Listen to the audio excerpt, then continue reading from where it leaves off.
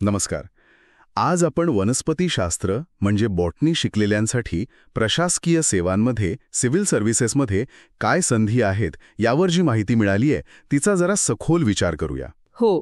या माहितीनुसार असं दिसते की खास करून भारतीय वनसेवा म्हणजे IFS आणि भारतीय प्रशासकीय सेवा IAS इथे वनस्पतीशास्त्राचं ज्ञान खूप महत्त्वाचं ठरू शकतं. बरोबर. तर चला बघूया यात काय काय महत्त्वाचे मुद्दे आहेत.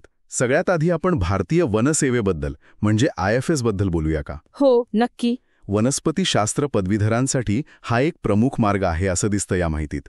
पण म्हणजे फक्त वनसंवर्धन आणि वन्यजीव व्यवस्थापन एवढंच की या ज्ञानाचा प्रशासकीय कामात अजून काही विशेष फायदा होतो त्याबद्दल काही आहे का?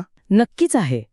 या स्रोतांनुसार कसं आहे, हे ज्ञान फक्त झाडं ओळखण्यापुरतं नाहीये. अच्छा. उदाहरणार्थ, एखाद्या भागातल्या स्थानिक वनस्पती वापरून जमिनीची धूप कशी थांबवायची किंवा पाणी व्यवस्थापन कसं सुधारायचं, यासाठी बॉटनीचं सखोल ज्ञान लागतं. एका माहितीत तर असं पण म्हटलंय की काही IFS अधिकाऱ्यांनी त्यांच्या बॉटनीच्या ज्ञानामुळे अवैध वृक्षतोड किंवा काही विशिष्ट वनस्पतींची तस्करी रोखायला खूप प्रभावी योजना बनवल्या. अरे वा. हो, म्हणजे हे ज्ञान त्यांना कायदा लागू करताना एक वेगळीच दृष्टी देतं. हे खरंच महत्वाचं आहे. म्हणजे केवळ टेक्निकल नॉलेज नाही, तर त्याचा प्रशासकीय वापर कसा करायचा हे महत्वाचं आहे. बरं, आता IAS कडे येऊया. हो. इथे तर कामाचं स्वरूप खूपच व्यापक असतं. मग वनस्पतीशास्त्राचा विद्यार्थी इथे कसं काय प्रभाव टाकू शकतो? म्हणजे कृषी किंवा पर्यावरण मंत्रालय सोडलं तर दुसरीकडे कुठे संधी आहेत का? हो, आहेत ना. स्रोतांमध्ये यावर भर दिला आहे. कृषी आणि पर्यावरण क्षेत्र तर आहेच. जिथे पीक सुधारणा असेल किंवा बायोटेक्नॉलॉजी किंवा हवामान बदलाशी संबंधित पॉलिसी ठरवताना हे ज्ञान थेट उपयोगी पडतं. बरोबर. पण एक इंटरेस्टिंग मुद्दा आहे.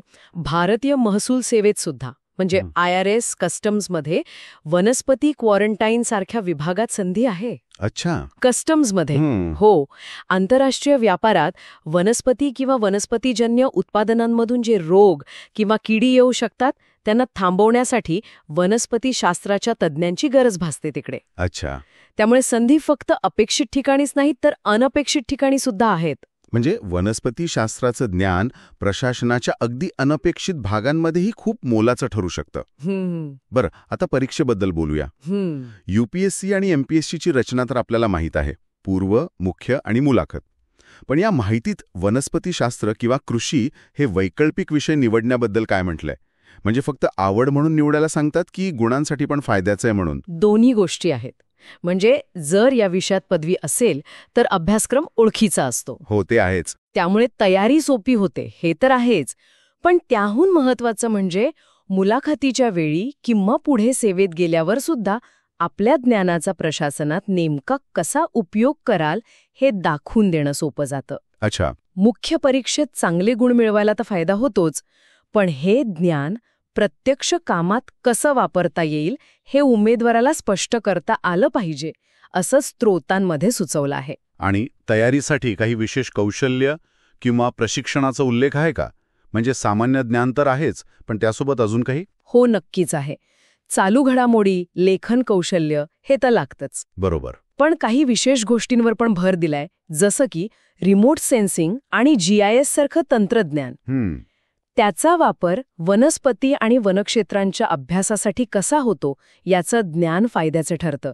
तसेच पर्यावरण कायदे आणि धोरणांचा अभ्यास पण महत्वाचा आहे. अच्छा.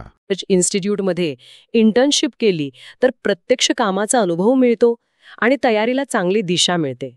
एकंदरीत या माहितीवरून असं स्पष्ट होते की वनस्पतीशास्त्राच्या पदवीधरांना प्रशासकीय सेवांमध्ये खरंच चांगली संधी आहे आणि त्यांचं जे विशेष ज्ञान आहे ते फक्त पर्यावरणापुरतं मर्यादित नाहीये, तर अनेक प्रशासकीय जबाबदाऱ्यांमध्ये मोलाचं ठरू शकतं. अगदी बरोबर.